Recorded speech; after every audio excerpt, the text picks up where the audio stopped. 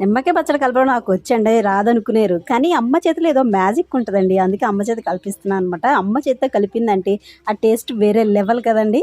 మీరందరూ ఎక్స్పీరియన్స్ చేసే ఉంటారు కదా, అందుకే నేను కూడా మళ్ళీ ఎక్స్పీరియన్స్ చేద్దామని నాకు వచ్చినా కానీ అమ్మతోనే కలిపించేస్తున్నాను అనమాట.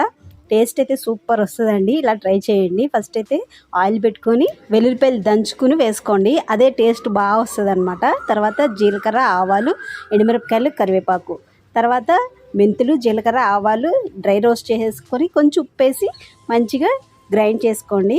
తర్వాత మనం పోపు వేయించుకున్నాం కదండి, అది కలిపేసుకోవడమేనండి. నేను కూడా సేమ్ అదే ప్రాసెస్ చేస్తాను. కాకపోతే మనం అంతా గరిటెల బ్యాచ్ కదండి, గరిటెతో తిప్పుతూ ఉంటాం. అమ్మ అయితే చేత్తో కలుపుతుంది. అమ్మ చేతిలో అయితే అమృతం ఉంటుంది కదా, అందుకని టేస్ట్ వేరే లెవెల్ ఉంటుంది అనమాట.